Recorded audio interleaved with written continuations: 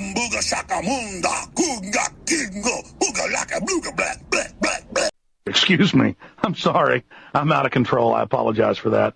In my time breaking down terrible conspiracy TikToks, I've gotten one, that's two, because apparently listening to my voice for 3 minutes is not enough for you people. That is partly because I'm a bad person, and mostly because I was depressed. Yeah. Look, I don't know. I have no fucking idea. What if I told you guys that part of the ancient Egyptian empire was in the America? Then I'd say you're full of shit. The Grand Canyon, which we know the geology of extensively, was a goddamn pyramid built by ancient Egyptians. That would completely rock the world of geology. We got them, everyone fill the them out on your conspiracy theory bingo cards. I am curious who you mean by them. Do you mean archaeologists? Do you mean anthropologists? Do you mean geologists? Or do you mean people who disagree with you? Known as Amenemhat the Mighty and Perfect, the pyramid begs to differ. Made a gigantic, heavy, hollow pile of bricks next to a river that floods it all the goddamn time. It's as if in our distant past, the whole world experienced rain. Dear Lord, give me strength. Who activated the fucking Alexa in my living room? There's just a very faint beat coming through my floor now. God damn it, Cully. That is not evidence of jack shit. But here we go. Kind of a mistake to choose a location that we know more about than, like, Montana. God damn it. This one doesn't look like a fucking pyramid. Looks like. For the love of God, please just explain to me what an ancient Indian temple is doing in Utah. What the fuck is going on here? Do you want to know why it looks like runoff? Because it's fucking runoff. God damn it, dude. This video is good. This is my first video and I'm already having a mental breakdown. I'm halfway through my notes. What the fuck? How many points do I have? Is it like 30 something? Jesus Christ, I have 30 points. I'm on point 12. It's 9 o'clock on a Thursday.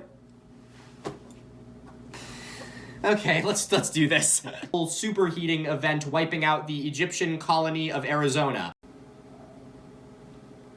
Oh, Jesus. Yeah, it's in here, too. I'll get it. Give me a second.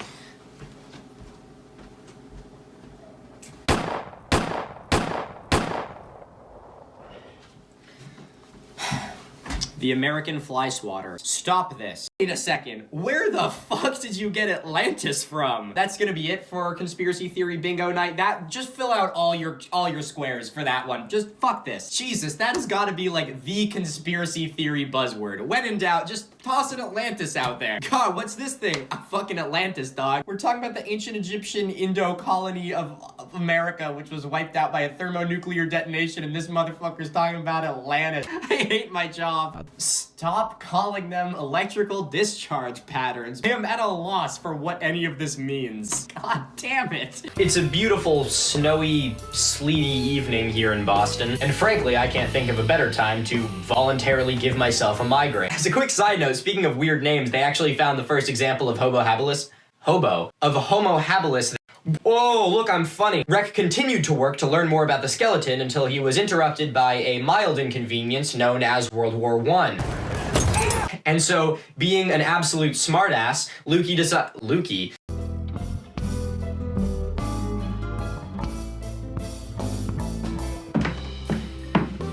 Hello. Welcome back to Awful Archaeology. This is my second time filming this because iPhones suck. So if I seem extra exasperated in this video, that is why. I didn't even turn on my ring light. Oh yeah, ow. And you also gain sadistic pleasure from watching me completely destroy my mental health. I could not tell you. And it has such features as a town called Foot and a city called Yahoo. Bone Desert. The map key is pretty great. Not only is key spelled wrong, but the different types of states are old state, new state, war state, cool state, and stupid state. I also named the ocean the Wet Sea.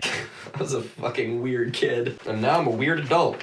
Funny how that happened. Yeah, I don't know why I said that like that. That was disturbing. It was ice-free. His cataclysmic pole shift hypothesis, which frankly I don't want to know anything about Charles Hapgood's pole or why it shifts. Pseudo-archaeological climate change deniers, but each and every one of them has an easily identifiable band of wool pulled over their eyes and their heads shoved firmly up their ass. Orontius Finaeus was born in 1494 to a French family who lived in France. Orontius Finaeus. I don't know why I had the Italian hand gesture carried over a little bit. Orontius Finaeus. Fuck me. Hello baby, my name is Orontius Finaeus. I wrote this book, but I would like to see your heavenly spheres. Which, for those of you wondering, is the Latinized version of his name. Why he did this? He was incredibly pretentious. Sorry, I mean French. Like a giant extension cord with legs. It is remarkably similar to today's maps of Antarctica. Is it though? Admittedly, it is too close to the tip of South America, and it's incorrectly oriented. Yet the proportions seem similar. Yes, because there is no one I trust more than the US government. This really is going to be the death of me. For those of you wondering who Alan Quist is, just did a quick little search here. Alan Quist is a Minnesota politician, a former state representative, and two-time candidate for governor of the state. But he has suggested that dinosaurs lived alongside humans as recently as the 12th century, and he believes that abortion should be a first-degree homicide. Quist campaigned against the advent of same-sex marriage in Minnesota. He led efforts against extending human rights protections to gays and lesbians, and supported former Governor Arne Carlson. Quist also led the sponsorship of a failed bill to require AIDS testing for all marriage license applicants. Quist has drawn criticism from a past statement he made suggesting that supporting a gay counseling center at the Minnesota State University would be similar to supporting one for the Ku Klux Klan, and saying that, quote, its presence suggests university approval for the homosexual lifestyle and the practice of sodomy. You wouldn't have a center for the KKK. And that quote, oh my god, I don't even want a soundbite of myself saying this out loud. So to make very clear, I'm quoting Alan Quist on this one, and that quote, both would be breeding grounds for evil. AIDS, in this case. So just to go back to our initial point, in this article written by Professor Alan Quist of Minnesota, he said this ancient map of the globe drawn by Orontius Finaeus disproves the theory of man-made climate change. I thought you just needed a little bit of background on who this guy is so you know how credible he is. Holy fuck. God.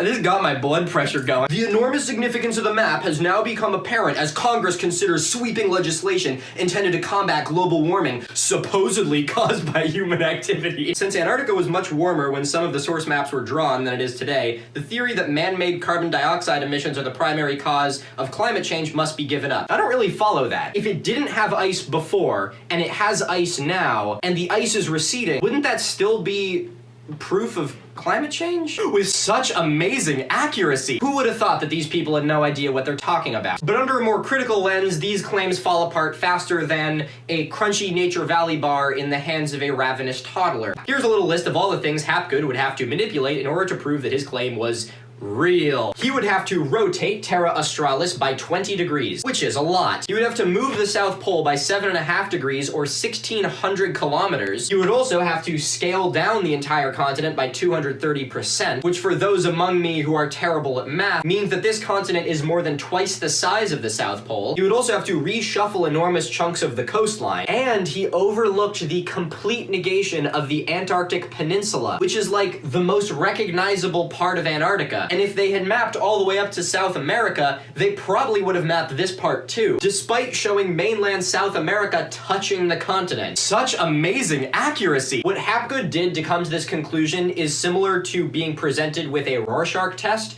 being asked to describe what you see, and then just flipping it over and just drawing whatever you want on the back. Yeah, this is the fun part. I was looking forward to this. Let's go. Put all your I am Groot jokes in the comments with everyone else, you filthy animal. How did they manage to mess up where Zanzibar is? Because the person who made it was French. But if someone is trying to tell you that a map from 500 years ago can tell you more than we know today with modern science, they are completely and utterly full of shit. Spin that wheel, big papa. The next time you do something terrible and think you're gonna burn in hell forever, at least you're not Alan Quist.